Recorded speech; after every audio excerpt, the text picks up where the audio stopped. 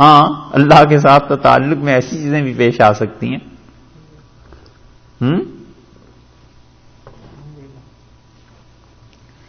تو وہ ایک الگ بات ہے.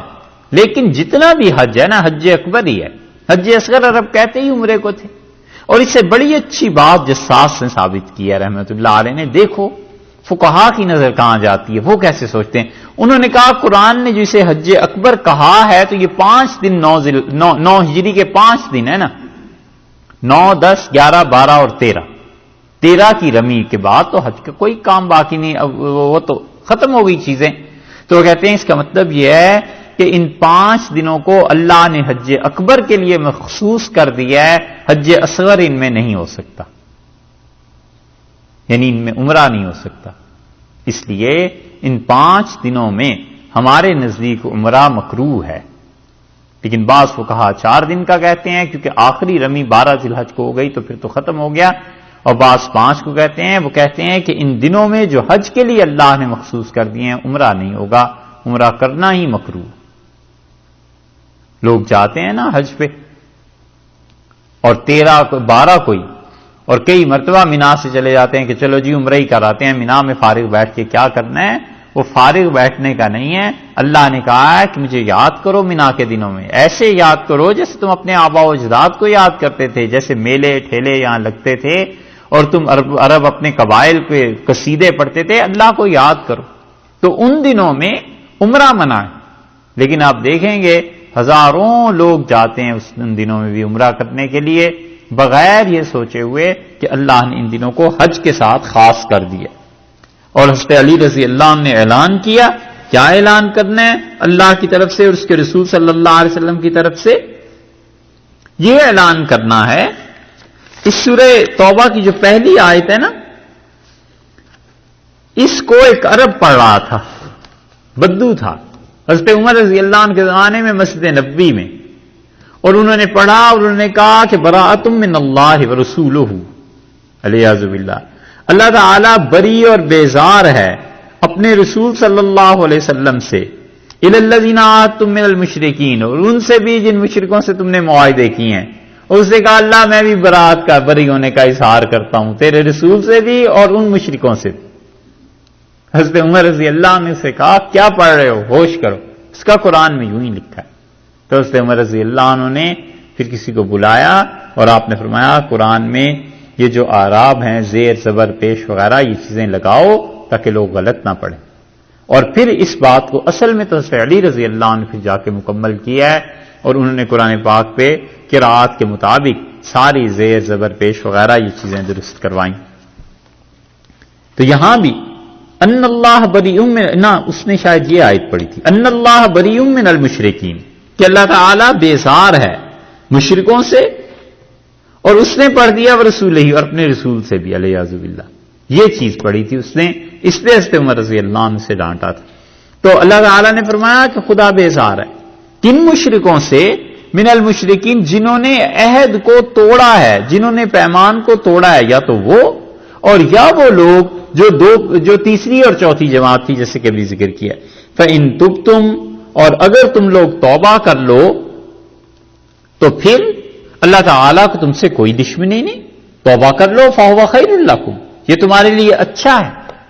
شرک سے باز آ جاؤ، اللہ کی اطاعت میں رہو، خدا کی توحید کو مانو. سارا جھگڑا اسی توحید کا ہی تو تھا اور شرک کا ہی تو تھا کہ وہ اللہ کے ساتھ شرک کرتے تھے. اور دوسرا جھگڑا یہ جو ان کی سمجھ میں نہیں آتا تھا کہ رسول اللہ صلی اللہ علیہ وسلم کو اللہ نے رسالت کیسے دے دی، ایک ہم جیسا آدمی، اور وہ اٹھ کے یہ دعویٰ کرتا ہے. یہی جھگڑے تھے. اللہ نے فرمایا اگر یہ توبہ کر لیں بہت اچھا ہے ان کے لیے.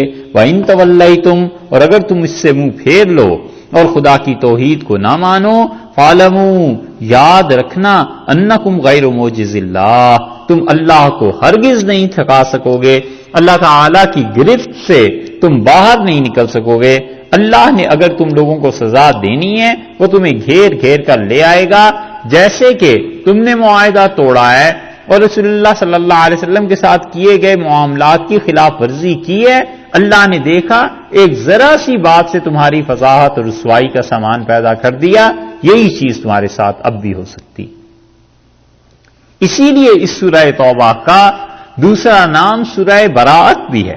یہاں آ گیا نا یہ لفظ بری من المشرکین. سورہ براءت اسے اسی لیے کہتے ہیں کہ اللہ نے اظہار کر دیا کہ اب ہم بیزار ہیں مشرکوں سے. اور توبہ کا اس لیے نام رکھا گیا کہ اس میں 3 آدمیوں کی توبہ کا ذکر ہے کہ یہ 3 صحابہ رضی اللہ عنہم کی توبہ کو اللہ تعالیٰ نے قبول کیا تھا. اور تیسرا نام اس صورت کا فاضحہ بھی ہے، یعنی رسوا کرنے والی، چونکہ مشرکین اور منافقین کے لیے بڑی رسوائی کی چیزیں تھیں. اور ارشاد فرمایا وَبَشِّرِ الَّذِينَ كَفَرُوا بِعَذَابٍ أَلِيمٍ، اور ان کافروں کو بشارت دے کس چیز کی؟ بِعَذَابٍ علیم، دکھ والی مار. یہ جو منکر ہیں، یہ جو انکار کر رہے ہیں، قیامت میں اللہ کے ہاں بڑی دکھ کی مار انہیں پڑے گی. ان سارے مشرکین سے کہہ دیجئے کہ بس 4 مہینے رہیں، 4 مہینوں کے بعد نکل جائیں. اِلَّا الَّذِينَ، ہاں مگر وہ لوگ، آہدتم. یہاں پہ بشارت کا کیوں استعمال کیا ہے؟ بشارت تو عام طور پہ ہاں یہ پہلے بھی کئی بار گزر چکا. اصل میں بشرا اس خبر کو کہتے ہیں جس خبر کا اظہار انسان کی جلد پر ہونا شروع ہو جائے. بشرا تو اصل میں جلد ہے نا انسان کی، اسے کہتے ہیں. اردو میں بھی استعمال ہوتا ہے کہ اس کے چہرے بشرے سے یہ پتا چلتا تھا، یعنی اس کی جلد سے. تو بشارت خوشخبری کو کہتے تھے کیونکہ اس سے جب آدمی سنتا ہے تو خوشی سے اس کے جسم سے، چہرے سے اظہار ہوتا ہے کہ بڑی اچھی خبر اس نے سنی. اور عذاب کو بشارت اس لیے کہا گیا کہ اس کا اظہار ان کی جلد پہ ہوگا، ایک بات. اور بعض حضرات کہتے ہیں کہ عذاب کے لیے بشارت کا لفظ اس لیے استعمال کیا گیا کہ جس طرح ایک اچھی چیز کا آدمی منتظر رہتا ہے، گویا بتایا گیا تم نے ایسے انتظار کرنا چاہیے کہ یہ تمہارے ساتھ اب ہوگا. یا جس طرح بشارت کے اظہار پہ انسان کو اطمینان ہوتا ہے، بالکل ایسے ہی تم اپنے طور پر خوش رہو. جیسے اردو میں کہتے ہیں نا مزہ چکھا، حالانکہ مزہ جو ہے تو اچھی چیز کا ہوتا ہے. یہ کہتے ہیں اب ہنس لو، تو ہنسنا تو اگرچہ اچھی چیز پہ ہی ہوتا ہے، لیکن کہتے ہیں اب ہنس لو، مطلب یہ کہ اب تمہارے سامنے یہ رزلٹ آ گیا. اس اعتبار سے بشارت کہا ہے کہ بشر الذین کفروا بعذاب علیم. قرآن کئی جگہ عذاب کے بارے میں یہ بشارت کا لفظ اسی معنی میں استعمال کرتا ہے. الا الذین، ہاں وہ لوگ. اب یہ کون آ گئے؟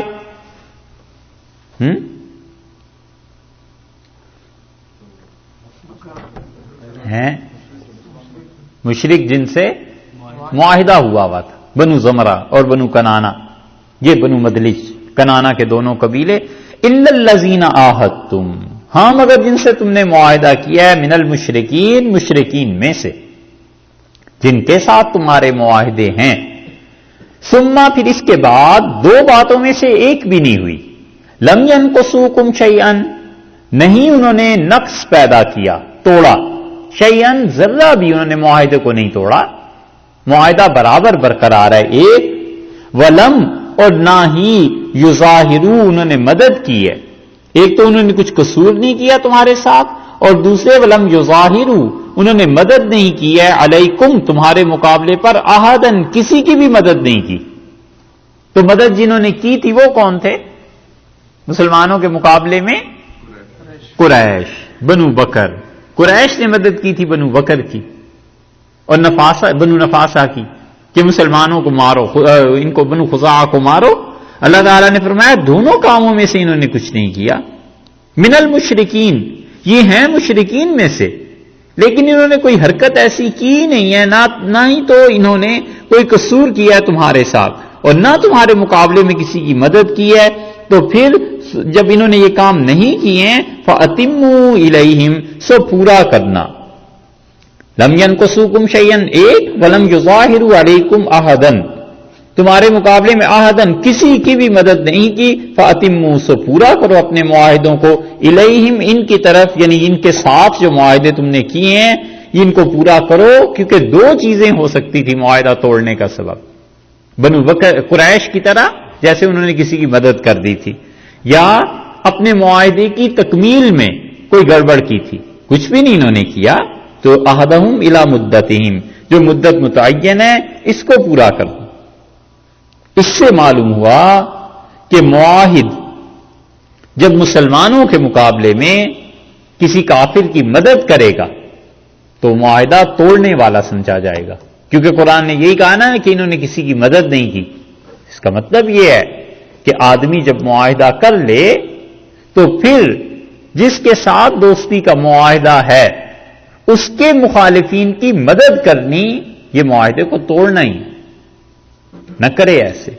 اللہ تعالیٰ نے دیکھیے کیسی بات آگے فرمائی، ان اللہ یحب المتقین، اور اللہ تعالیٰ محبت کرتا ہے ان سے جو متقی۔ وعدے کو پورا کرو، قوموں کی بات ہے، قبائل کی بات ہے، تمہیں اپنے انٹرنیشنل لیول کی بھی جو چیزیں ہیں وہ پوری کرنی۔ اسی لیے ہم کہتے ہیں کہ اقوام متحدہ میں جا کر جو کچھ ساری قوموں کے ساتھ معاہدے کر کے آئے ہیں اس کی پابندی ضروری ہے۔ کوئی کسی کو غلام نہیں بنا سکتا، مسلمانوں نے اسے لکھ کے دیا ہوا ہے، بڑے بڑے لوگ طے کر کے آئے ہوئے ہیں اس کو، یا تو صاف کہتے ہیں یہ معاہدے ٹوٹ گئے ہیں اور آئندہ سے ہم ایسے کریں گے تو پھر ساری دنیا کو پتا چل جائے گا کہ معاہدے توڑ رہے ہیں۔ لیکن جب معاہدے نہیں توڑ رہے اور کوئی اس کی طرف سے اعلان نہیں ہے، اللہ نے اتنی مشرکین کے ساتھ بھی معاہدے کی پابندی کو رکھا ہے کہ ان کے معاہدے میں 9 مہینے باقی ہیں، اس کو چلنے دو۔ اب آپ گن لیجئے شوال سے 9 مہینے، شوال میں اعلان ہو گیا، ذی-القعدہ، ذی-الحج، محرم، صفر، ربیع الاول، ربیع الثانی، جمادی الاول، جمادی الثانی، رجب، یہ 9 مہینے ان کے پورے ہو گئے۔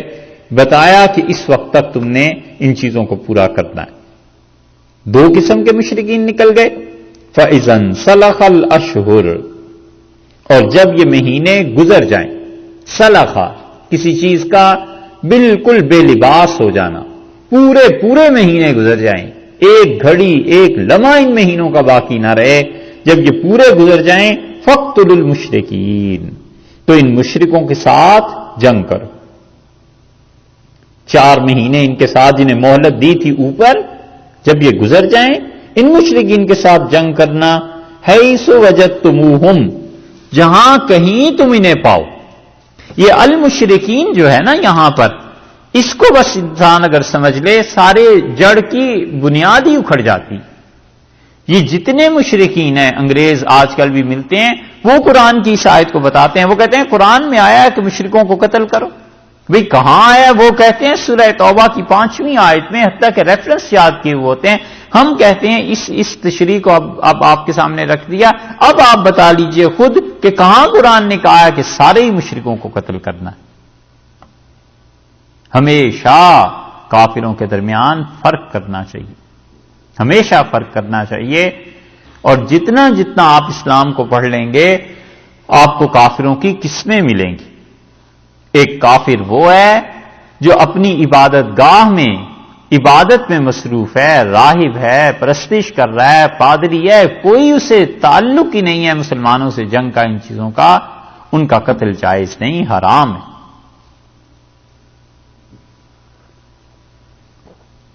نص سے ثابت ہے کہ رسول اللہ صلی اللہ علیہ وسلم نے اس قتل کو منع کیا تھا۔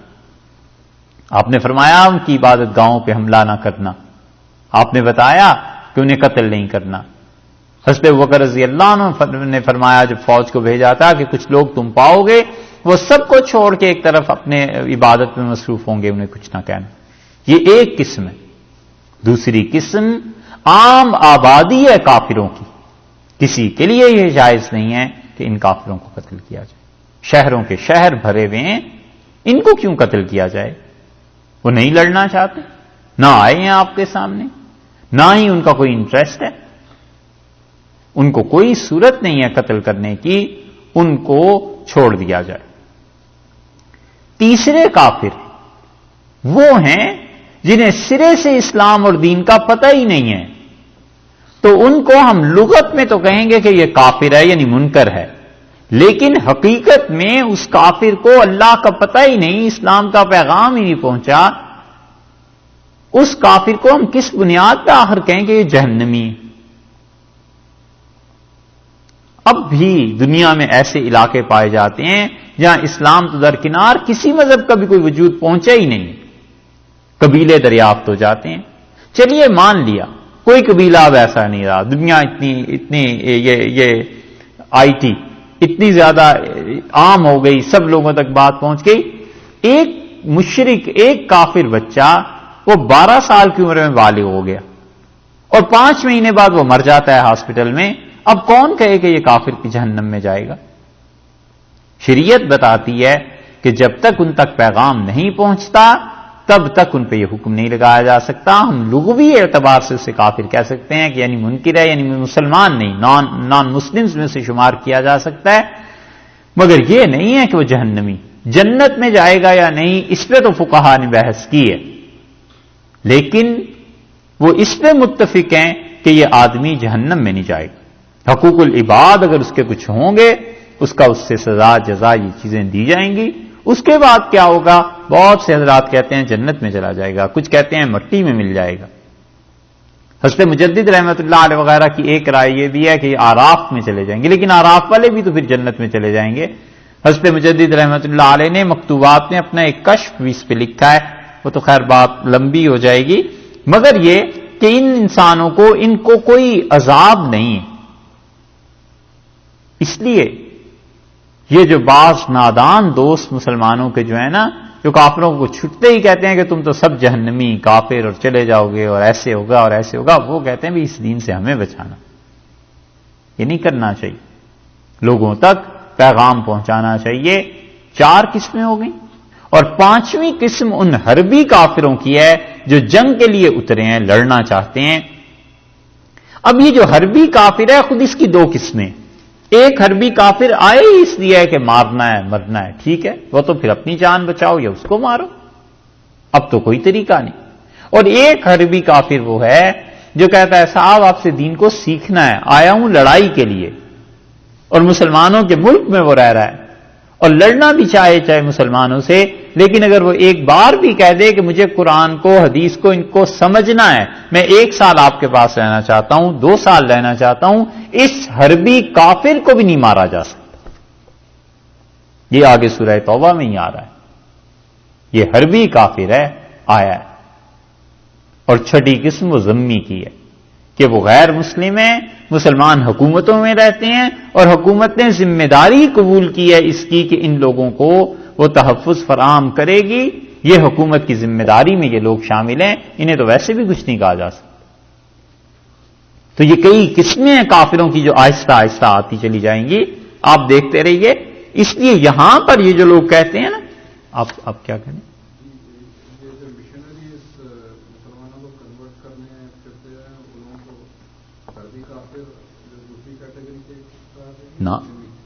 نہ ذمی ہیں، مستشرقین ہیں، یہ جو عیسائی پھرتے ہیں مسلمانوں کو علیہ باللہ عیسائیت کے لیے، ان چیزوں کے لیے، اگر یہ اسلام پر سنجیدہ علمی اعتراضات کریں تو ان کے اعتراضات کا جواب دیا جائے گا، ان کا حق ہے.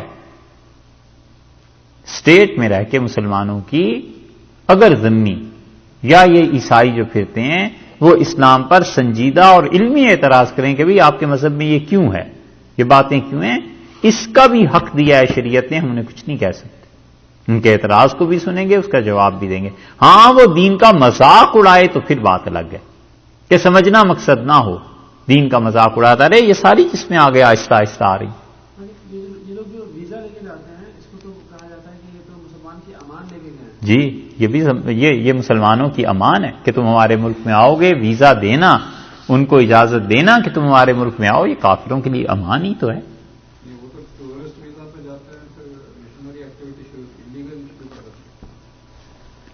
تو بھی نہیں، حربی نہیں ہے. بہرحال حربی کے لیے بہت چیزیں اور ہیں. تو یہ کافروں کی قسمیں آہستہ آہستہ آ رہی. اللہ تعالیٰ نے فرمایا فَإِذَا انسَلَخَ الْأَشْهُرُ الْحُرُمُ، اور جب یہ عزت والے مہینے یہ جو ہیں گزر جائیں، فَاقْتُلُوا الْمُشْرِكِينَ، ان مشرکوں کو قتل کرو. یہاں مشرک کون سے مراد ہیں؟ یہ وہی جنہوں نے معاہدے کو توڑا تھا، جنہوں نے مدد کی تھی، بنو بکر اور قریش والے، یہ مشرک مراد ہیں. ہر کوئی مشرک تھوڑا ہی مراد ہے. اسی آیت کو وہ لے کے وہ کہتے ہیں جی دیکھو قرآن نے کہا کہ جب یہ 4 مہینے گزر جائیں تو دنیا بھر کے جتنے مشرک ہیں انہیں مارو. اور پھر آگے بھی 4 چیزیں کہتے ہیں حیث وجدتموہم. قرآن نے کہا ایک تو یہ کہ ان کو جہاں کہیں بھی پاؤ، تو اس کا مطلب یہ ہے کہ دنیا بھر میں جتنے مشرکین ہیں. اچھا وہ خزوم اور انہیں پکڑو، وہ کہتے ہیں پھر تم انہیں قید بھی کرو گے، وَاحْصُرُوهُمْ اور ان کا محاصرہ کرو، وَقْعُدُوا لَهُمْ كُلَّ مَرْصَدٍ ہر جگہ پر ان کی طاق میں بیٹھو۔ وہ کہتے ہیں یہ ہے تمہاری مذہبی کتاب، یہ تمہیں سکھاتی ہے۔ الیاذ باللہ، ان سے بھی تو پوچھیں جن پہ کتاب نازل ہوئی ہے، جن لوگوں نے پڑھی ہے، پڑھایا ہے کہ اس کتاب نے آخر یہ کیا کہا ہے اور اس کے مطلب اور معانی کیا ہیں، ان سے نہیں پوچھتے، باقی سارے جہان میں جو مرضی تعویل کر لیں۔ وہ ایسے ہی ہے جیسے وہ پہلے بھی قصہ سنایا تھا کہ وہ رو رہے تھے، پریشان حال، کسی نے پوچھا کیا ہوا تو کہنے لگے ہماری بیوی بیوہ ہو گئی۔ ہاں، اس نے کہا جی ابھی تو آپ زندہ ہیں، یہ کیسے بیوہ ہو گئی؟ کہنے لگے کہتے تو تم سچ ہو، لیکن وہ جو گھر سے نائی آیا تھا وہ کہہ رہا تھا کہ آپ کی اہلیہ بیوہ ہو گئی ہیں، تو اب وہ بھی سچا ہے، میں کس کی مانوں، تمہاری مانوں اس کی مانوں؟ تو اسے کہا اسے بلا لو۔ وہ نائی کو بلایا، اس سے پوچھا کہ ہاں بھئی کیا ہوا تھا؟ کہنے لگا جی مجھے تو یہ پتا ہے کہ میں نے دیکھا بیگم صاحبہ بیٹھی تھی اور جو ناک میں نت ایک ڈالتے ہیں وہ زیور اتار کر رکھ دیا تھا، تو نت تو سہاگن اسی وقت اتارتی ہے جب شوہر کا انتقال ہو جائے، تو میں اس لیے بھاگا کہ اوہو اہلیہ آپ کی بیوہ ہو گئی۔ اب بات کیا ہے، اس سے ثابت کیا کرنا ہے اور کہاں تک سے پہنچانا ہے، اب بس یہی چیزیں ہیں۔ تو اس کافر سے کوئی یہ بھی پوچھے کہ یار جن کے گھر کی کتاب ہے، جن پہ نازل ہوئی ہے، جو مسلمان ہیں، ان سے بھی تو آخر پوچھ لو کہ اس آیت کا مطلب کیا ہے۔ اللہ تعالیٰ نے فرمایا ہے دیکھیے اب ان مشرکوں کو قتل کرو، المشرکین کون سے؟ وہ جنہوں نے معاہدے کو توڑا ہے، یہ قریش والے، یہ بنو بکر، یہ بنو نفاسہ، ان کو قتل کرنا ہے، حیث وجدتموہم تم جہاں کہیں انہیں پاؤ۔ اس کا مطلب یہ ہے کہ حرم کے اندر بھی اگر تمہیں مل جائیں گے تو بھی تم نے انہیں مارنا ہے، اب نہیں چھوڑنا۔ یہ مراد نہیں ہے کہ پوری دنیا میں جہاں مل جائیں، مطلب یہ کہ آخر کہیں بھی تمہارے سامنے آئیں گے تو بالآخر پناہ حرم میں جا کے لیں گے نا۔ اللہ نے حرم کو بھی جائز قرار دے دیا کہ انہیں مارو، اور یہ وہ چیز ہے جو رسول اللہ صلی اللہ علیہ وسلم جب فتح مکہ کے موقع پہ آئے تھے، آپ نے فرمایا فلاں فلاں فلاں فلاں کو مارو، اور آپ نے کہا اگرچہ وہ بیت اللہ کے پردوں میں پڑے ہوئے چھپے ہوئے تمہیں مل جائیں تو بھی انہیں قتل کرنا ضروری۔ یہ ہے حیث وجدتموہ، جہاں کہیں بھی انہیں پاؤ، یعنی اگرچہ وہ حرم میں ہی کیوں نہ پاؤ۔ صاف سی بات تھی کہ انہوں نے لڑ بھڑ کے آخر حرم میں جا کے پناہ لینی ہے نا، تو مسلمان انہیں نہیں ماریں گے کہ حرم میں اب پناہ انہوں نے لے لی۔ اللہ نے فرمایا اب دریغ نہیں کرنی، انہوں نے بھی تو آخر خزاعہ والوں کو مارا ہے، انہوں نے بھی تو رکوع اور سجدے میں لوگوں کو پڑے ہوئے تھے اللہ کے سامنے قتل کیا ہے، کیوں انہیں چھوڑ دیا جائے؟ اب دیکھ لیا اس کا ترجمہ، اب اس کا یہ ترجمہ کرنا کہ دنیا میں جہاں کہیں مشرک مل جائیں مارو، ہے کوئی تک؟ وَخُذُوهُمْ اور انہیں پکڑو، جس کے لیے تین چیزیں، یا تو قتل کے لیے قیدی بنا لو انہیں تاکہ فدیہ دے کر چھوٹ جائیں، دوسری چیز یا بغیر فدیے کے امام وقت اگر یہ چاہے کہ انہیں چھوڑ دے، کیونکہ انہوں نے خزاعہ کے ساتھ زیادتی کی ہے، اس لیے انہیں پکڑا جانا ضروری کہ خزاعہ کے خون کا بدلہ لیا جائے، یا امام وقت اپنی طرف سے خزاعہ کے جیسے پیسے ہیں یہ ادا کر دیے جائیں گے اور انہیں بغیر فدیے کے چھوڑ دیا جائے گا۔ واحصروہم کے لغوی معنی نہیں ہے یہاں پہ مراد، مطلب یہ ہے کہ واحصروہم دشمن کی فکر میں لگے رہو، ان کی فکر کرتے رہنا کہ یہ کہاں کہاں جا رہے ہیں، کتنے افراد تھے، قریش کون سے تھے، بنو بکر کون سے تھے، کہیں اور فتنہ نہ کوئی پیدا کر دیں، جس طرح بنو خزاعہ کو مارا ہے کسی اور پہ نہ چڑھ دوڑیں، ان چیزوں کا تم خیال کرنا۔ وقعدوا اور بیٹھو لہم ان کے لیے کل مرصد، اور تم ان کے لیے بیٹھو ہر جگہ ان کی طاق پر، وہی بنو بکر والے کہ ان کی طاق پر رہنا۔ اگر آپ اسے بنو بکر یہاں نہ قرار دیں تو پھر کیا کریں؟ یہاں پہ اگر فرض کر لیجئے عام مشرکین قرار دیں تو عام مشرکین میں تو حربی بھی ہیں اور غیر حربی بھی ہیں، ذمی بھی ہیں، معاہد بھی ہیں جن کے ساتھ معاہدہ ہوا ہے، ویزا دیا گیا، پھر تو اس آیت کا کوئی مطلب ہی نہیں نکلتا، لا محالہ تقسیم کرنی پڑے گی کہ کون سے مشرکین مراد ہیں۔ سارے مفسرین اسی طرف گئے ہیں کہ ان کے بارے میں آیت نازل ہوئی تھی۔ اب بھی اگر حربی کافر آ جائیں اور مسلمانوں کے ساتھ معاہدہ توڑ دیں تو وہ جو حربی کافر ہیں ان کے ساتھ ایسا کام کیا جائے گا. جی کئی لوگ اس کی تفسیر فتح مکہ سے پہلے کی نازل کی گئی آیت سے کرتے ہیں. جی آئے گی بات آگے. بعض حضرات نے کی ہے لیکن زیادہ صحیح چیزیں یہی کہ فتح مکہ کے بعد کے واقعات. فَإِن تَابُوا، اگر یہ توبہ کر لیں شرک سے. دیکھا اب یہ حکم میں پھر استثناء آ گیا کہ اگر یہ اہل مکہ توبہ کر لیں وَأَقَامُوا الصَّلَاةَ اور اس کے ساتھ ساتھ نماز پڑھیں وَآتُوا الزَّکَاةَ اور زکات دیں فَخَلُّوا سَبِیلَهُمْ تو پھر کیا کرنا ہے فَخَلُّوا سَبِیلَهُمْ ان کی راہ چھوڑ دو. ان کو اب کچھ نہیں کہنا، ان کی راہ چھوڑ دو. انہوں نے توبہ کر لی، ایک اعتقاد درست کر لیا اور اس کے ساتھ ساتھ نماز اور زکات کے قائل ہو گئے. یہ نہیں ہے کہ انہوں نے پڑھی. پڑھنا نہ پڑھنا تو فسق ہے نا. کوئی نہیں پڑھتا تو فاسق ہو جائے گا، آپ سے کافر تو نہیں قرار دے سکتے. تو مطلب اور جو کوئی آدمی نماز اور زکات کو سرے سے فرض ہی نہ مانے تو کافر ہو جائے گا. اس آیت کے اس ٹکڑے سے حضرت ابوبکر رضی اللہ عنہ استدلال کیا تھا کہ جو زکات نہیں دیتے ان کا عقیدہ ہے کہ زکات دینی نہیں ہے. حضرت ابوبکر رضی اللہ عنہ اس آیت سے انہوں نے کہا تھا کہ کافر. اور یہ آیت انہوں نے حضرت عمر رضی اللہ عنہ کے سامنے رکھی تھی. حضرت عمر رضی اللہ عنہ جب ان سے کہا کہ حضرت ہم کیسے ان لوگوں کے ساتھ جہاد کریں گے جبکہ وہ لا الہ الا اللہ کا اقرار کرتے ہیں، تو حضرت ابوبکر رضی اللہ عنہ یہ آیت پڑھی اور نے کہا اللہ نے فرمایا اقام الصلاۃ کا اور آتوا الزکات کا کہ یہ دیں. اگر یہ کون سے وہ مشرکین تو فخلوا سبیلہم تو پھر ان سے ان کا راستہ چھوڑ دینا. یہاں پر بھی یہ سوچ لیا جائے کہ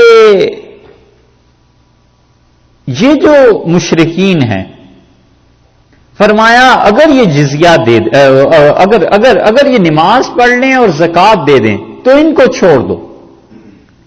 یہ جو اپرچونٹی ایک دیتا ہے اسلام کہ جزیہ دے دیں، ٹیکس دے دیں، یہاں وہ نہیں ذکر کیا.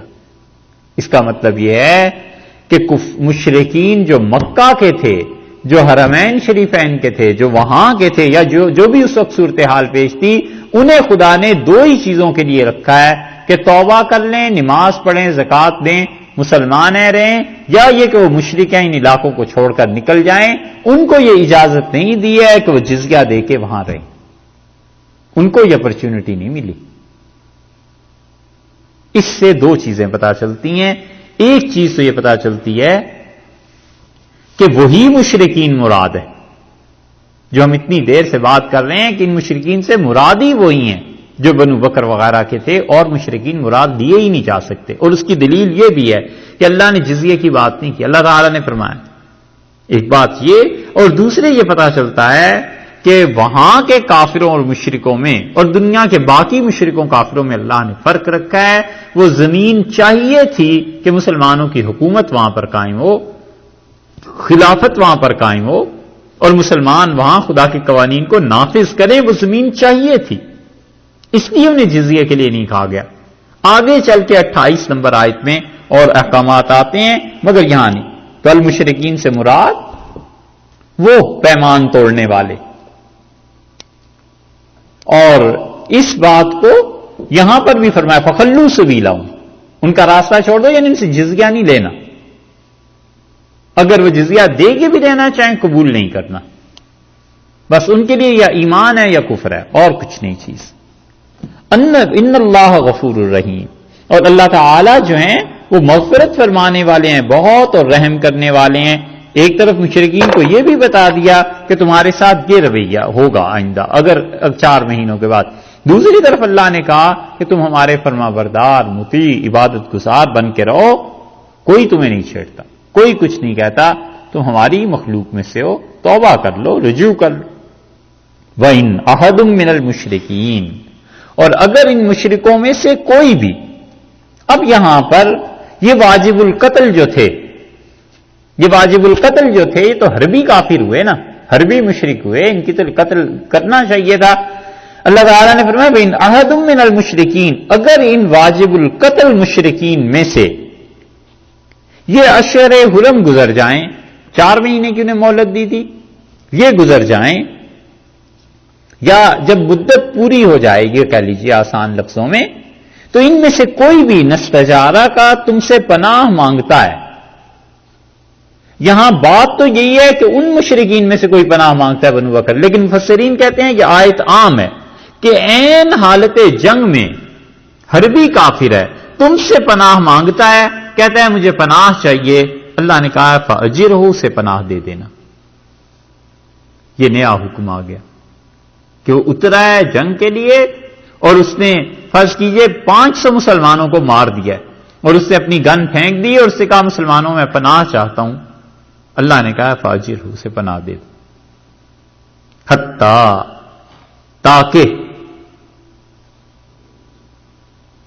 تاکہ حتیٰ کا یہ مطلب نہیں ہے کہ یہاں تک، تاکہ اس لیے پناہ دے دو یسمع کلام اللہ، یہ اللہ کا کلام سنے، اللہ کی بات کو سمجھے. اللہ تعالی کا کلام سنے. بظاہر قرآن ہے نا، لیکن حقیقت اس کی یہ ہے کہ دین کو سمجھنا مراد ہے، کہ دین کو یہ سمجھنا چاہتا ہے. اللہ نے کہا جتنوں کو بھی اس نے قتل کیا ہے اب چھوڑ دو اس کو، اس نے پناہ مانگی ہے تو اس کو پناہ دے دو. اس کا مطلب ہے کہ شریعت کی نظر میں ایک آدمی کا اسلام قبول کر لینا یہ کئی لوگوں کے قتل سے زیادہ عمدہ چیز ہے کہ وہ اسلام کی طرف آ رہا ہے، قبول کر رہا. اسی لیے رسول اللہ صلی اللہ علیہ وسلم نے علی رضی اللہ عنہ سے کہا تھا کہ علی تمہاری وجہ سے ایک آدمی کو ہدایت اگر مل جائے خیر من حمر النعام، اور تمہیں پورا اونٹوں کا ایک گروہ مل جائے، جتھا پورا اونٹوں کا، اور ایک ریوڑ پورا ایسا مل جائے تو علی یہ تمہارے لیے اس سے اچھا ہے. اونٹوں کا ریوڑ تو نہیں ہوتا، کیا ہوتا ہے؟ تو قافلہ کہاں سے، وہ تو قطار در قطار چلتے ہیں، ہم تو گروہ کی بات کریں.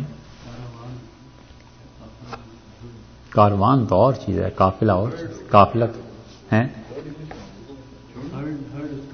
اونٹوں کا جھنڈ، ابابیلوں کا جھنڈ ہوتا ہے. اردو میں اونٹ اتنے ہوتے نہیں ہیں. یہ آسان بات، صحیح ہے. بھینسیں زیادہ ہوں تو اس کو کیا کہتے ہیں؟ چلو بھینسیں زیادہ ہوتی اس کو کیا کہیں گے؟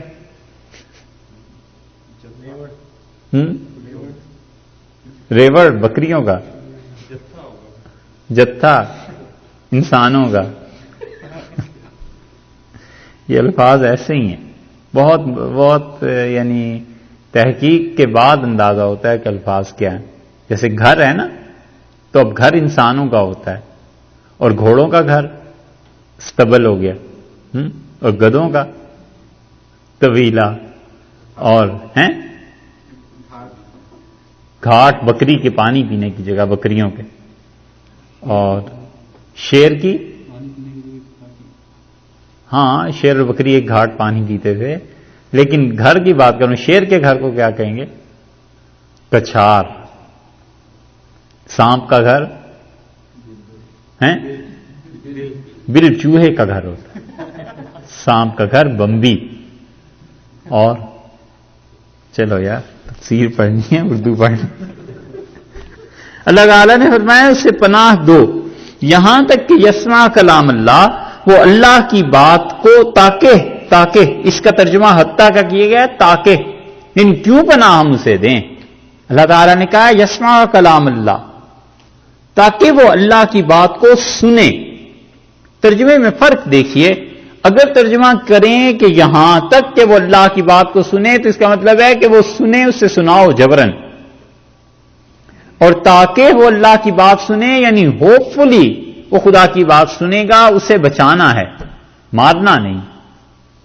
اس لیے زیادہ بہتر ترجمہ اس کا یہ مانا گیا ہے کہ حتیٰ یسمع کلام اللہ، اللہ کے کلام کو سنے.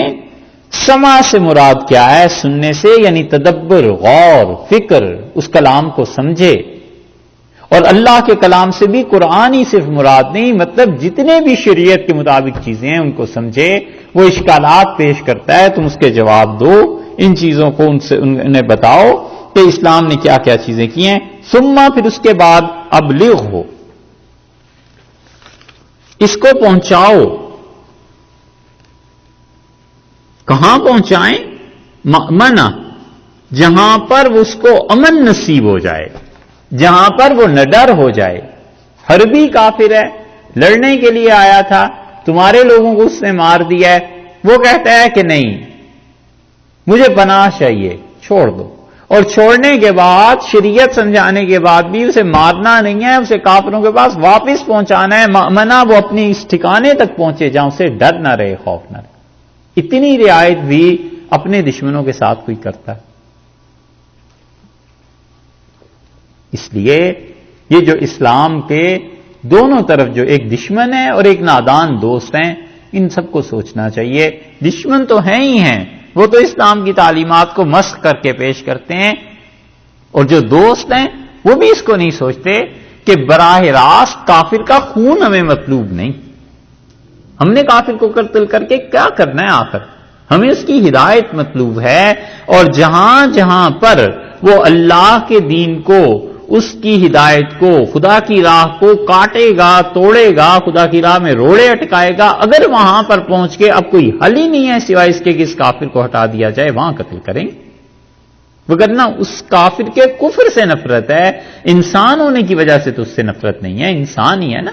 اللہ نے فرمایا اس کو سنو تاکہ وہ سنے اللہ کا کلام، ثم ابلغہ مأمنہ، پھر اسے پہنچاؤ وہاں تک جہاں تک کہ اس کو ڈر نہ رہے۔ اس سے پہلا مسئلہ تو یہ ثابت ہوا کہ حربی امن گزین، پناہ گزین ہے نا، پناہ مانگ رہا ہے نا، تو حربی کو پناہ دے دینا، پھر اسے چھیڑنا اور ستانا حرام ہو گیا۔ جب پناہ دے دی ہے تو اب بالکل مستقل پکی پناہ دے دی ہے، اس کی حفاظت کی ذمہ داری ہو گئی اسٹیٹ پہ، مسلمانوں پہ، اس کو اب کچھ نہیں کہا جائے۔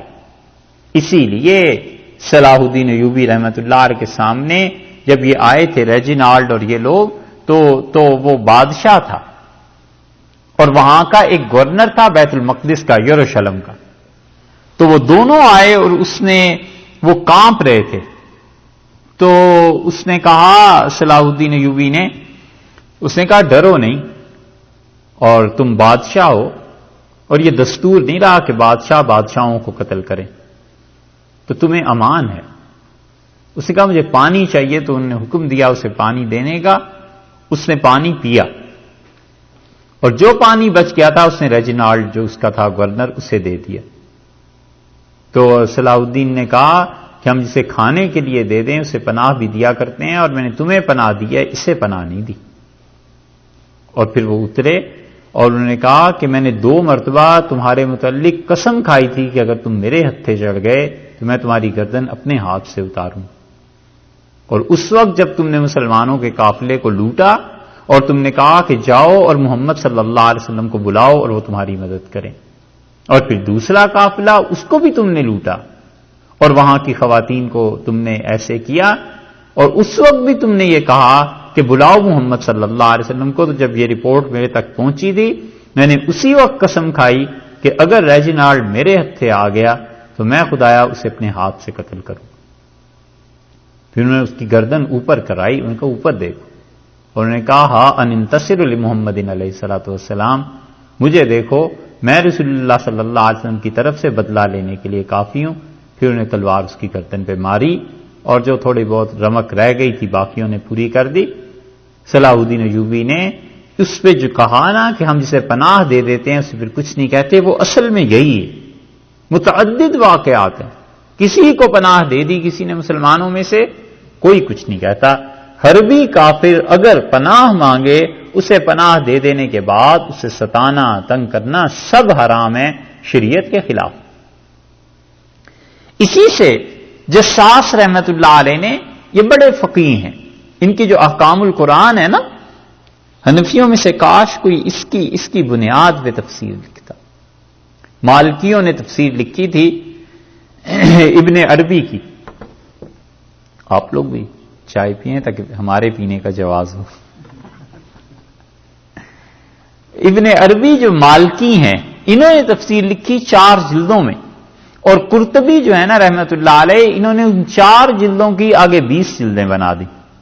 بنیادی طور پر وہ تفسیر وہی ہے، لیکن اس کی انہوں نے احکامات کی شرح کر دی ہے۔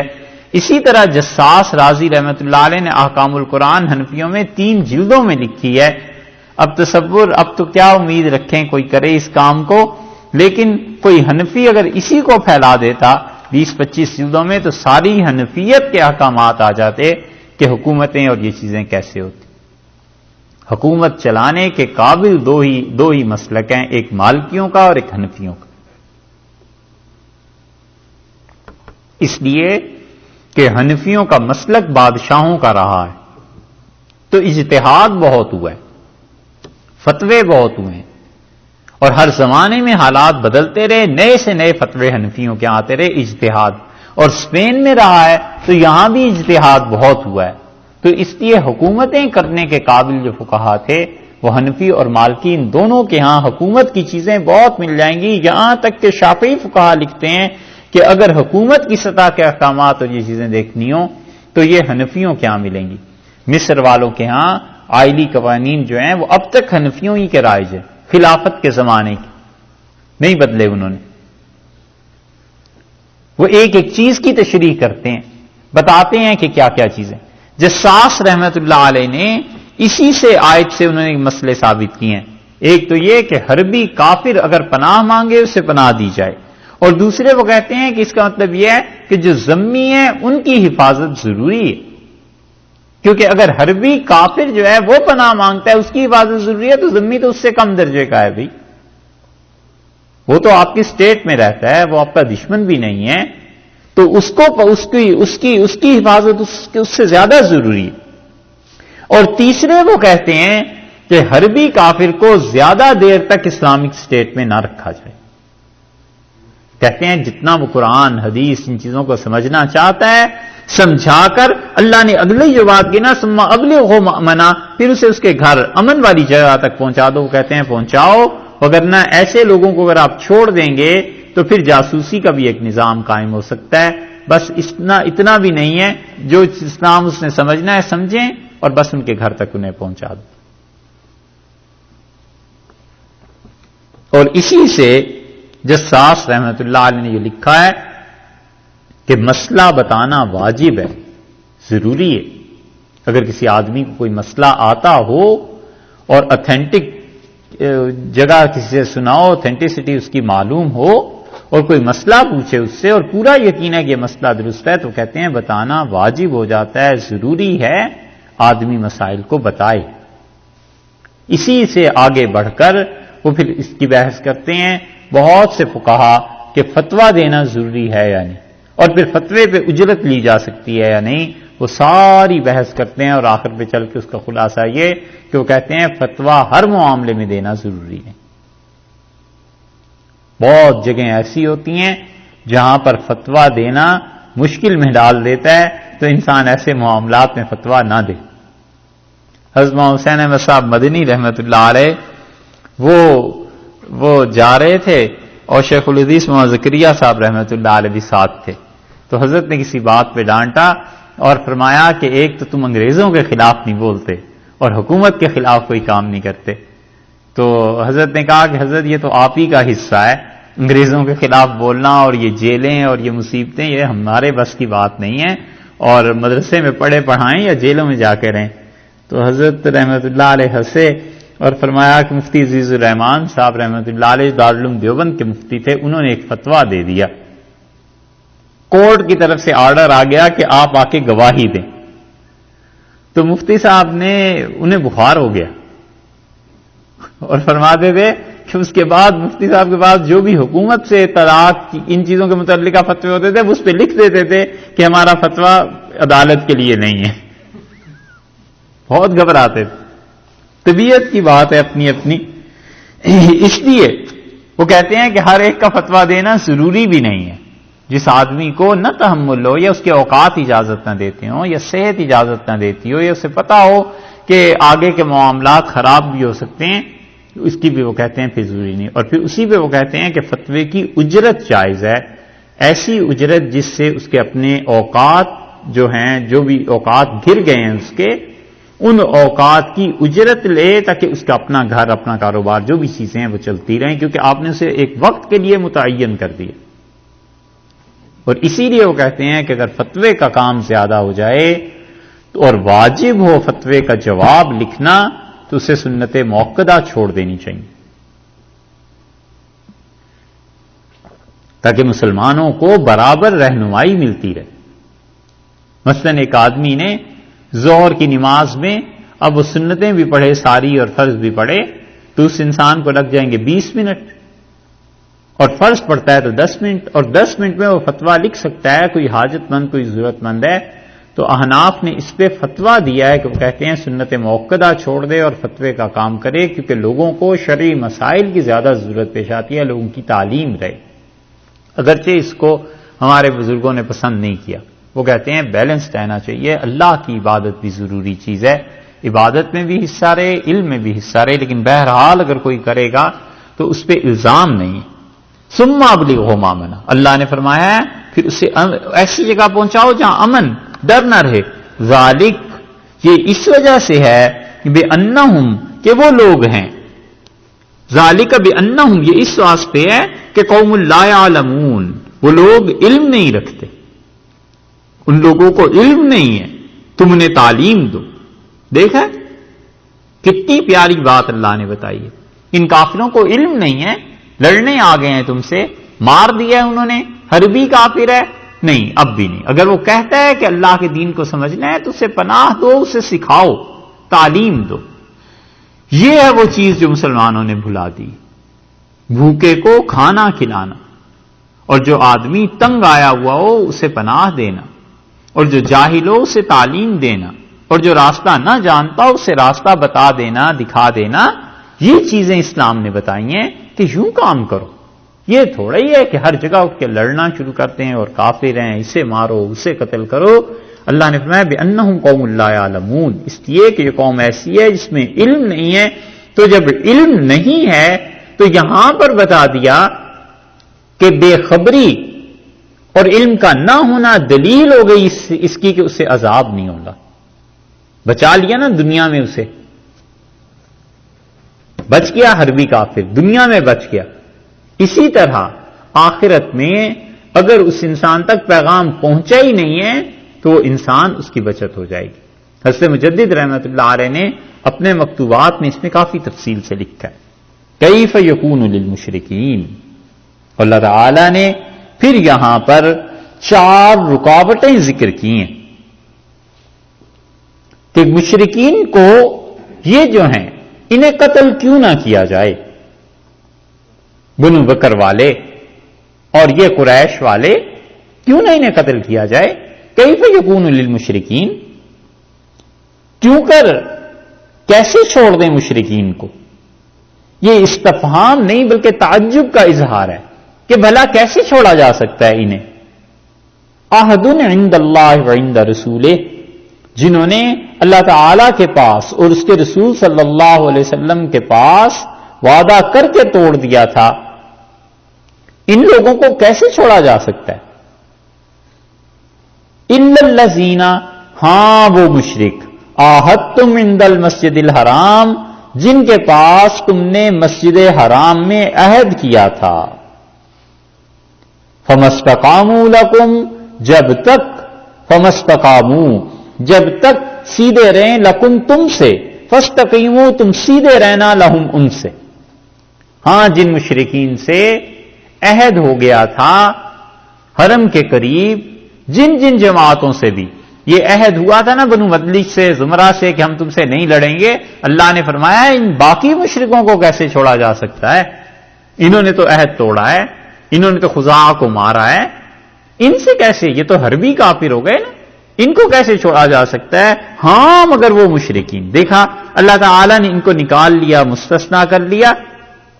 اور یہ دلیل لکھی ہے فقہا نے، اور بڑی اچھی دلیل لکھی ہے، بعد میں آتے ہیں اس بات پہ، آگے جو مسئلہ یہاں سے ثابت ہوتا ہے اس کی ایک دلیل آگے آ رہی ہے، تو دلائل دونوں اور مسئلہ ایک۔ ان اللہ یحب المتقین، اللہ نے فرمایا ہے کہ اللہ محبت کرتا ہے ان سے جو تقوی والے۔ پہلے بتا دیا تھا کہ تقوی کس چیز کا نام ہے، وہاں بھی اللہ تعالی نے استثناء کر دیا تھا کہ دیکھو آیت نمبر 4 میں کہ فَأَتِمُّوا إِلَيْهِمْ عَهْدَهُمْ إِلَى مُدَّتِهِمْ، جتنی مدت تک تم نے ان سے عہد کیا ہے، پیمان کیا، اسے پورا کرنا. ان اللہ یحب المتقین، اللہ محبت کرتا ہے ان سے جو متقی ہیں، یعنی اپنے وعدے کے پابند ہیں. یہاں پھر کہہ دیا کہ فَمَسْتَقَامُوا لَكُمْ فَاسْتَقِیمُوا لَهُمْ، جب تک وہ تمہارے مقابلے میں اپنا عہد نہیں توڑتے، تمہارے ساتھ ٹھیک رہتے ہیں، فَاسْتَقِیمُوا، تم بھی قائم رہنا اپنے عہد و پیمان پر، لَهُمْ، ان کے لیے، وعدے کو نہیں توڑنا ہے. ان اللہ یحب المتقین. کیف، کیسے ان مشرکین کو چھوڑا جا سکتا ہے؟ سوائے ایک تو نکل گیا نا جن سے معاہدہ ہوا ہے، اللہ نے کہا انہیں کچھ نہیں کہنا. کتنی احتیاط ہے ایک ایک چیز کے بارے میں، یہ خدا کا کلام. کیفا، اللہ تعالیٰ نے فرمایا کیسے صلح باقی رہ سکتی ہے. وَإِن يَظْهَرُوا، اور اگر يَظْهَرُوا، وہ تم پر حملہ کر دیں. وَإِن يَظْهَرُوا، تم پر قدرت پائیں. ظہارا، غالب ہو جانا، تمہیں پکڑ لیں، تم پہ غالب ہو جائیں، علیکم، تم پر، لا يرقبوا، تو وہ ہرگز لحاظ نہ کریں. رقبہ کسی چیز کی نگرانی کرنا. رقیب کو بھی اسی لیے کہتے ہیں نا کہ وہ بھی نگرانی کرتا رہتا ہے، نہیں؟ رقیب کو اسی لیے رقیب کہتے ہیں کہ وہ بھی نگرانی کرتا رہتا ہے کہ صاحب جا کہاں رہے، کہ ملاقات تو نہیں ہو رہی. اور غالب نے کیا اچھی بات کہی رقیب کے بارے میں، سب رقیبوں سے ہو ناخوش، پر زنانے مصر سے ہے زلیخا خوش کے محوے ماہ کناں ہو گئے. کیسا زبردست شعر. وَإِن يَظْهَرُوا عَلَيْكُمْ، اور اگر یہ غالب آ جائیں تم پہ، لا يرقبوا، ہرگز لحاظ نہ کریں. یہاں پر یہ ترجمہ اس کا بنے گا، لا يرقبوا، یہ بالکل پاس نہ کریں، بالکل احساس نہ کریں، فیکم، تمہارے معاملے میں، الن کا مطلب رشتہ داری، ولا، اور نہ ہی، ذمہ، اپنے عہد و پیمان کا. نہ عہد و پیمان کو سوچیں، نہ ان رشتہ داریوں کو سوچیں. اگر یہ لوگ تم پر غالب آ جائیں تو یہ تو تمہیں مار دیں، رشتہ داریاں کاٹ دیں. اور اسی طرح جو عہد و پیمان ہے اس کو توڑ دیں. اور عہد و پیمان توڑا انہوں نے بنو بکر نے، اور رشتہ داریوں کا بھی خیال نہیں کیا، اور نبی کریم صلی اللہ علیہ وسلم کے قتل کے منصوبے بھی بناتے رہے، صحابہ رضی اللہ عنہ سے لڑتے رہے. اللہ نے فرمایا آخر کیسے ان حربی کافروں کو چھوڑ دیا جائے. یرضونکم، یہ تم کو راضی کر دیتے ہیں، بے افواہہم، اپنے منہ کی باتوں سے، بس زبان سے کہہ سن کے تمہیں راضی کر لیتے ہیں. وتابا قلوبہم، اور ان کے دل توبہ کرتے ہیں اس قول سے جو زبان سے کہتے ہیں. تابا قلوبہم، نفی کرتے ہیں ان کے دل اس قول کی جو زبان سے کہتے ہیں. انکار کرتا ہے ان کا دل، ظاہر میں تمہارے ساتھ اچھے، اور دل اندر سے کہہ رہا ہوتا ہے کہ بالکل ایسے نہیں. ظاہر میں تمہارے ساتھ ٹھیک، اور اندر سے ان کا دل تمہارے لیے، تابا قلوبہم، ان کے دل پھرے ہوئے ہوتے ہیں. وَأَكْثَرُهُمْ فَاسِقُونَ، اور یہ جنہوں نے عہد و پیمان کو توڑا ہے یہ تو اکثر لوگ فاسق ہیں. یہ ہے اس بات کی دلیل کہ اللہ نے سب کو نہیں کہا فاسق ہیں، حالانکہ مشرک ہیں. اللہ نے کہا اکثر لوگ فاسق ہیں، یعنی کچھ لوگ وہ بھی ہیں جو عہد و پیمان کو نہیں توڑنا چاہتے، جیسے ابو سفیان رضی اللہ عنہ آ گئے. یہ قرآن نے دونوں جگہ پر یہ جو مشرکین کا کچھ استثناء کیا ہے.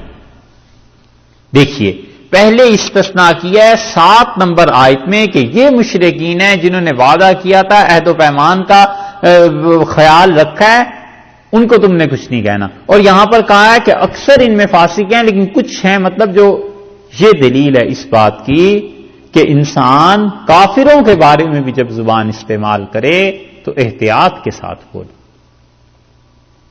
اسی پہ فقہا نے لکھا ہے، اور بڑی اچھی بات مفسرین نے لکھی ہے. وہ کہتے ہیں کہ ہمارے زمانے میں یہ جو رواج پکڑ گئی ہے بات کہ مشرک ہوتے ہی ایسے ہیں اور کافر ہوتے ہی ایسے ہیں، وہ کہتے ہیں عمومی حکم نہیں لگانا چاہیے. یہ کہنا چاہیے کہ اکثریت ایسی ہو گئی ہے، لیکن عمومی حکم لگانا کہ سب ایسے ہو گئے ہیں، وہ کہتے ہیں ان آیات کے خلاف جاتا ہے، کیونکہ اللہ نے ان کا بھی کچھ حق رکھا ہے. اگر ان میں اچھائی ہے تو اس اچھائی کا اعتراف کرنا چاہیے. کیسے دین نے ایک ایک چیز کی حدود متعین کی. مرزا غلام احمد قادیانی کے بارے میں کوئی شک و شبہ نہیں ہے کہ وہ کافر تھا، اور اس کے ماننے والے ختم نبوت کا انکار کرتے ہیں. کس کو شبہ ہے ان کے کفر کے بارے میں؟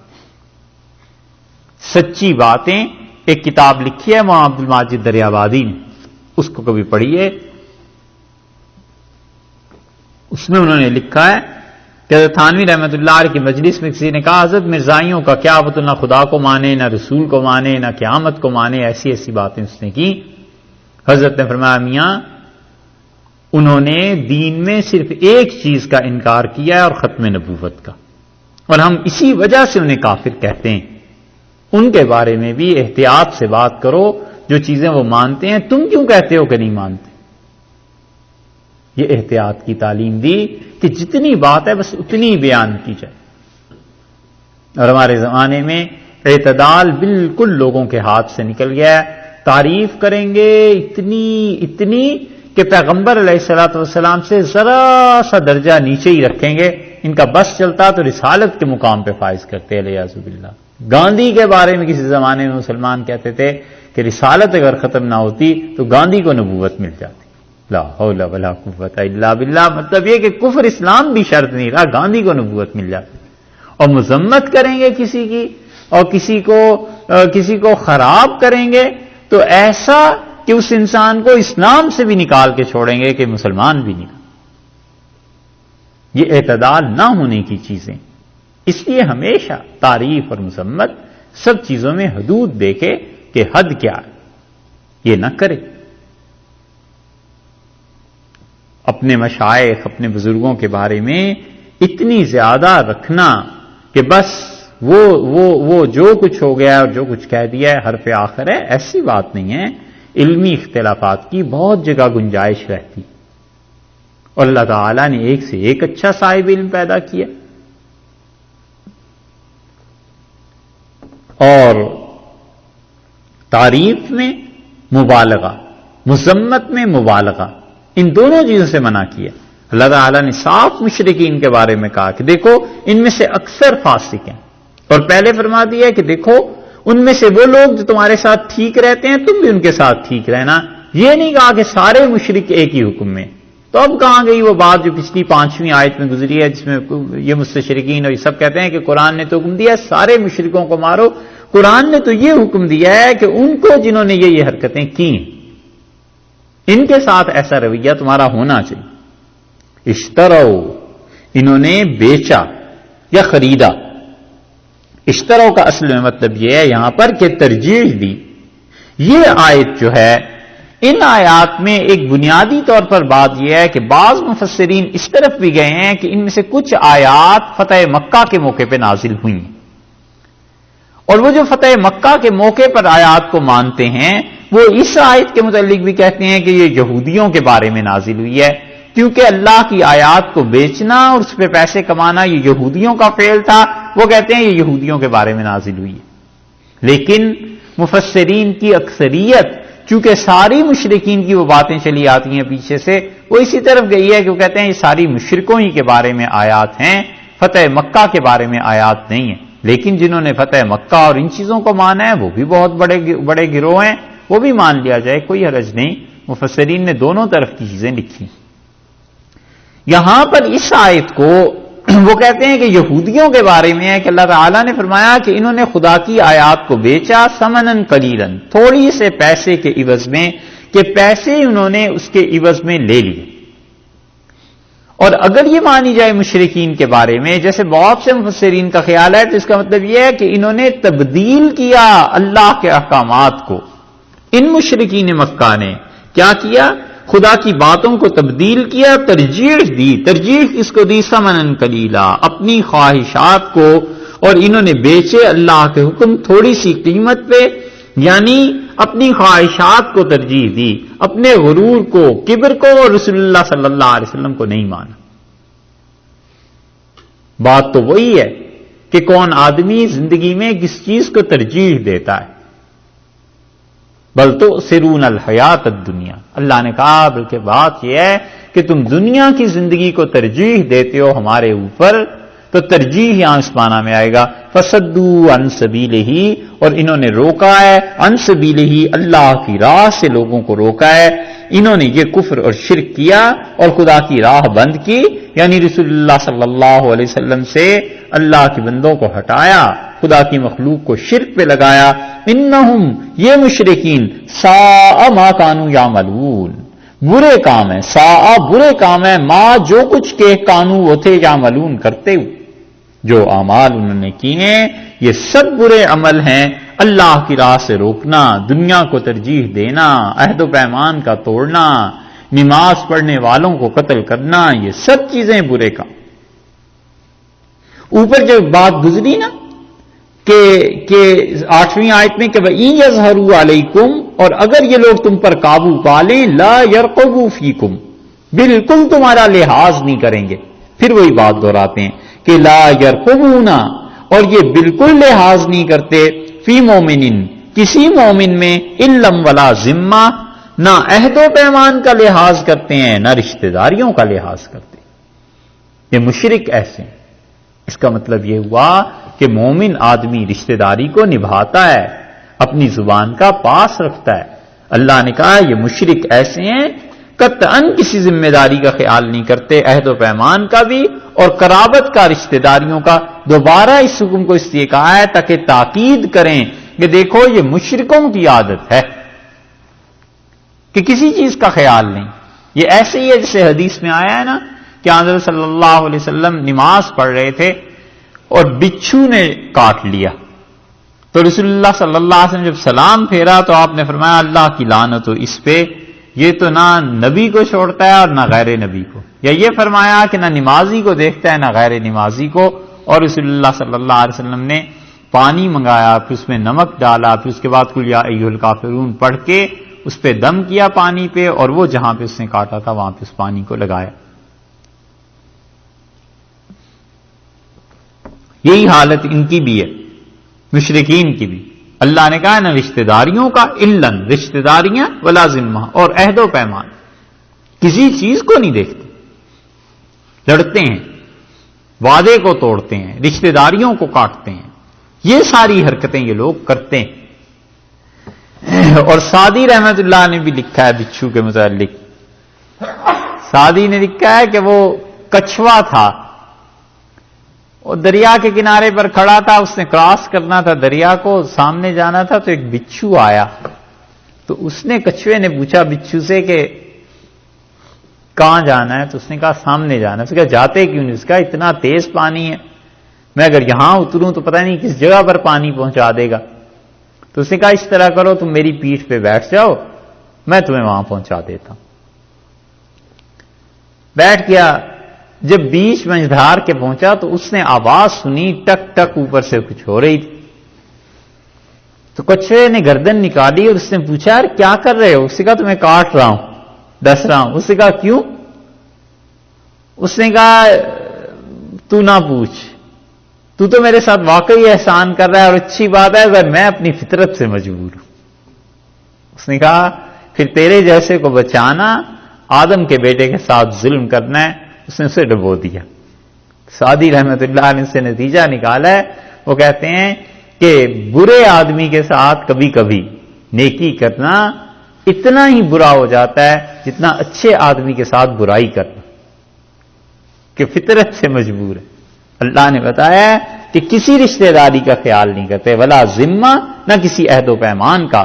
وَأُولَئِكَ، اور یہ لوگ ہیں ہم المعتدون، حد سے بڑے ہوئے، وہی ہیں زیادتی پر، زیادتی کرتے ہیں، مارتے ہیں لوگوں کو. فَإِن تَابُوا، اور اگر یہ لوگ توبہ کر لیں یعنی شرک سے، وَأَقَامُوا الصَّلَاةَ، اور نماز پڑھیں، وَآتُوا الزَّکَاةَ، اور زکات دیں، فَإِخْوَانُكُمْ فِي الدِّينِ، تو یہ دین میں تمہارے بھائی ہیں. 5ویں آیت میں بھی اللہ نے یہی فرمایا کہ اگر شرک کو چھوڑ دیں، نماز پڑھیں، زکات دیں تو ان کو کچھ نہ کہنا، ان سے جزیہ نہیں لینا پھر، اور جزیہ ویسے بھی نہیں، ان کا تو قتل تھا نا، تو اللہ نے فرمایا خلو سبیلہم، ان کو رہنے دینا.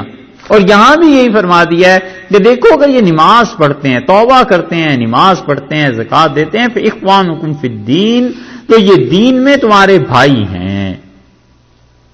کافر کو مومن کے ساتھ اللہ تعالی نے دین کی اخوت میں جوڑ دیا.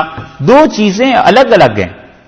ایک ہے بھائی ہو جانا، یعنی سارے حقوق اور ساری ذمہ داریاں فرائض جو عام مسلمانوں کے ہیں اسے بھی حاصل ہو جائیں گے.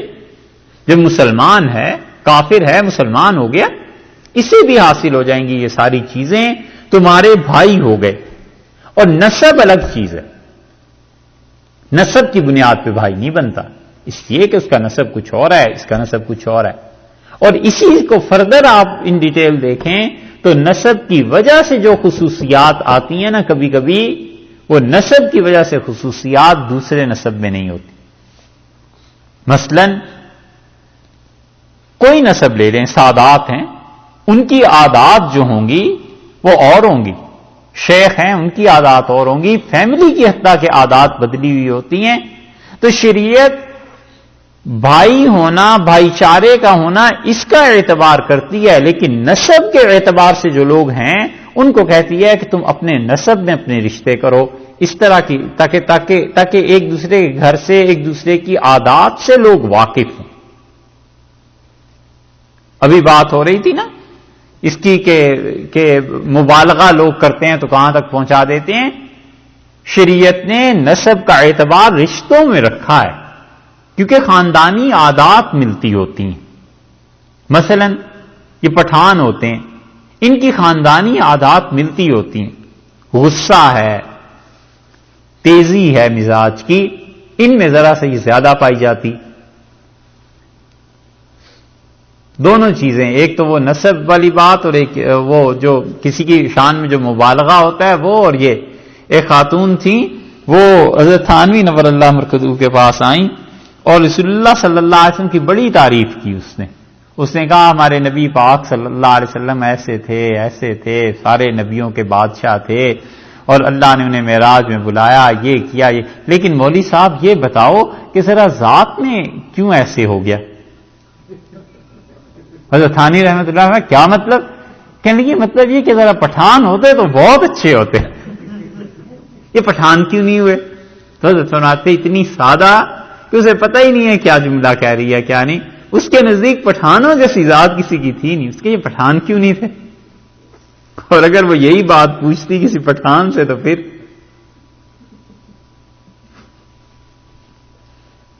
کسی پٹھان سے کسی نے پوچھا تھا کہ تم میں ساری چیزیں پائی جاتی ہیں، ایک نبی پٹھان نہیں ہوئے، یہ کہ تم سے ایک تھپڑ لگا. اس نے کہا یہ موسیٰ خان عیسیٰ خان کون تھا؟ سیدنا موسیٰ سیدنا عیسیٰ علیہ السلام کو وہ پٹھان بنا گیا. تو نسب کی بنیاد الگ ہے، وہ فیملی ہے، اس کی اپنی کچھ خصوصیات ہے نا.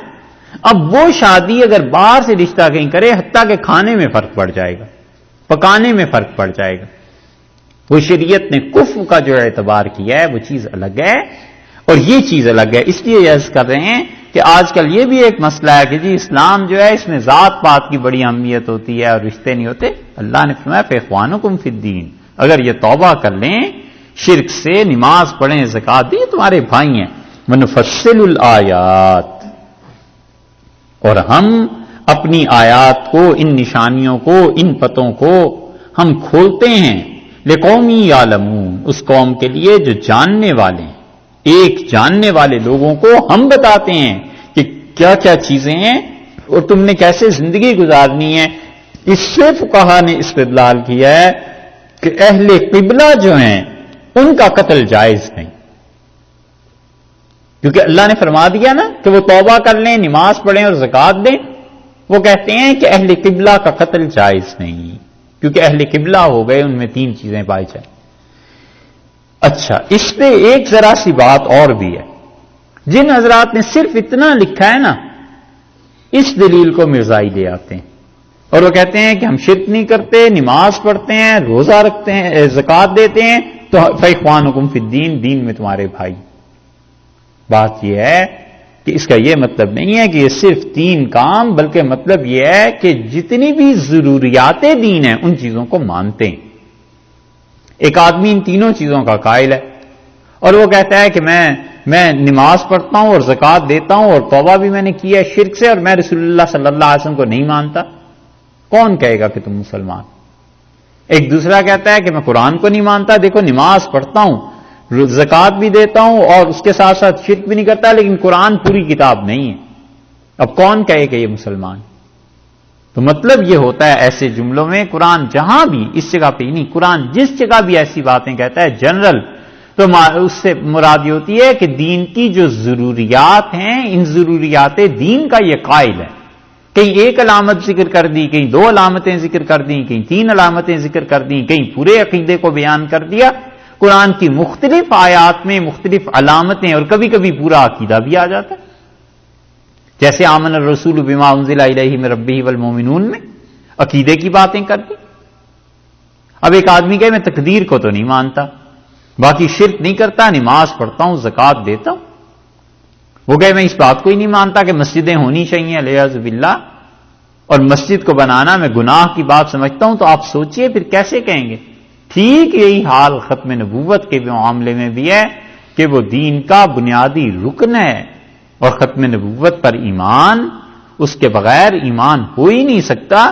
تو اس لیے مرزائی جو اس قسم کی آیات کو پیش کرتے ہیں، اس کا یہ مطلب تھوڑا ہی ہے کہ بس 3 کام کر لیے تو مسلمان رہا، مطلب یہ کہ جو دین کی ضروریات ہیں ان سب چیزوں کو مانے۔ وَنُفَصِّلُ الْآيَاتِ لِقَوْمٍ يَعْلَمُونَ، ہم اس بات کو کس کے لیے کرتے ہیں؟ ان لوگوں کے لیے جو جانتے ہیں، ہم اپنے پتے بتاتے ہیں۔ وَإِن، اور اگر نَقَصُوا، توڑ دیں، کون؟ یا تو اس سے مراد یہ ہے کہ دیکھو تم مشرکین کا حکم سن چکے، قریش اور بنو بکر جن لوگوں نے کی تھی زیادتی، ان لوگوں کا تم نے حکم سن لیا کہ ان کو تو قتل کرنا ہے، 4 مہینے کی مہلت دے دو، نکل جائیں یہاں سے۔ اور دوسری گروہ بنو زمرہ اور مدلج جن کے 9 مہینے باقی تھے، یا تو یہ مراد ہے کہ بَإِن نَقَصُوا أَيْمَانَهُمْ، اور اگر یہ اپنے عہد و پیمان کو توڑ دیں ان 9 مہینوں میں، من بعد عہدہم، جبکہ یہ عہد پیمان کر چکے ہیں۔ ایک بات، اگر یہ توڑ دیں پیمان کو، 9 مہینوں کی مہلت تھی نا، وَطَعَنُوا فِي دِينِكُمْ، اور تمہارے دین میں عیب نکالیں، فَقَاتِلُوا، تو لڑو، قتل کرنا ہے، أَئِمَّةَ الْكُفْرِ، ان کافروں کے سرداروں کو۔ تو وہ ان سے مراد تو یہ ہے، آگے آتی ہے اس کی تشریح تھوڑی سی، لیکن وہ ان کو پہلے حل کر لینا چاہیے کہ وہ ان اور اگر، تو مراد یہ ہوا کہ بنو زمرہ، بنو کنانا، ان اس میں شرط ہو گئی نا کہ اگر یہ کریں تم نے یہ کرنا ہے، اگر یہ عہد و پیمان کو توڑیں تم نے ان کے سرداروں کو قتل کرنا ہے۔ اور اگر ان سے مراد یہ لیا جائے، جیسے کہ بعض مفسرین کہتے ہیں کہ اذا کے معنی میں ہے کہ جب، وہ ان اور جب، وہ ان و اذا، اور جب کہ نقصوا ایمانہم من بعد عہدہم، ان لوگوں نے اپنے عہد و پیمان کو توڑ دیا ہے، تو پھر بنو زمرہ اور بنو مدلج مراد نہیں ہوں گے، بلکہ کون مراد ہوں گے؟ قریش اور بنو بکر۔ وَإِن نَقَصُوا أَيْمَانَهُم مِّن بَعْدِ عَهْدِهِمْ، اور اگر انہوں نے اس عہد و پیمان کو توڑ دیا ہے تو پھر کیا کرنا ہے؟ ایک، وَطَعَنُوا فِي دِينِكُمْ، اور تمہارے دین میں یہ کیا کرتے ہیں؟ عیب نکالتے ہیں، تو پھر اس کے بعد ان کے ساتھ یہ کرنا ہے۔ اس ان کے مسئلے کو حل کرنے کے لیے اگلی آیت دیکھ لیجیے، اللہ تعالیٰ فرماتے ہیں اَلَا تُقَاتِلُونَ قَوْمًا، کیوں نہیں لڑتے ہو اس قوم سے؟ کیا نہیں لڑو گے؟ کیوں نہ لڑو، کیوں نہ جنگ کرو؟ نَقَصُوا أَيْمَانَهُمْ، جنہوں نے اپنے قسموں کو توڑ دیا ہے۔ تو مفسرین کہتے ہیں بعد کی آیت میں اللہ تعالیٰ نے کا یہ کہنا کہ اس قوم سے لڑتے کیوں نہیں ہو جنہوں نے اپنی قسموں کو توڑ دیا ہے، وَهَمُّوا بِإِخْرَاجِ الرَّسُولِ، اور رسول اللہ صلی اللہ علیہ وسلم کو نکالا ہے انہوں نے مکہ سے، اور وَهُمْ بَدَؤُوكُمْ، اور انہوں نے پہلے معاہدے کو توڑا ہے، اول مرتين، پہلی مرتبہ، کیوں نہیں ان سے لڑتے؟ وہ کہتے ہیں یہ تینوں جرائم قریش کے تھے، اس لیے یہاں پر ان میں مراد قریش ہی، دونوں آیات میں یہ دونوں آ رہا ہے۔ وَإِن نَقَصُوا أَيْمَانَهُمْ، اور اگر یہ توڑ دیں من بعد، اب ان دونوں آیات کی تشریح بھی دیکھ لیجیے۔ وَإِن نَقَصُوا أَيْمَانَهُمْ، اور اگر یہ اپنے عہد و پیمان کو توڑ دیں گے، من بعد عہدہم، جبکہ انہوں نے عہد کیا ہے، وَطَعَنُوا فِي دِينِكُمْ، چاہے آپ اس سے قریش مراد لے لیں بنو بکر، اور چاہے مراد لے لیں وہی بنو کنانا کے جو دو قبیلے ہیں، وَطَعَنُوا فِي دِينِكُمْ، ایک تو عہد و پیمان کو توڑنا اور دوسرے تمہارے دین میں تان اصل میں کہتے ہیں نیزہ مارنا، تان کہتے ہیں چھید دینا، کسی چیز کو چیر دینا۔ وَطَعَنُوا فِي دِينِكُمْ، تمہارے دین میں کیا کرتے ہیں؟ چھید دیتے ہیں، ایسی سخت بات کرتے ہیں دین کے متعلق کہ دل جل اٹھے اس سے۔ یہ فرمایا عیب نکالتے ہیں تمہارے دین میں۔ یہ جو ہے نا دین میں عیب نکالنا، یہ چیز ہے جو اللہ کے ہاں بہت شدید ہے۔ اسی لیے کوئی ذمی جب ایسے کرے گا کہ تانو، قرآن نے لفظ دیکھیے کیسا چن کے استعمال کیا ہے، اس سے معلوم ہوتا ہے کہ دین میں ایک چیز ہے علمی بحث مباحثہ، سنجیدہ چیزیں، ایک ذمی کو نہیں سمجھ میں آتا، ایک کافر دین کے خلاف لکھتا ہے سنجیدہ، قرآن نے اس کو کچھ نہیں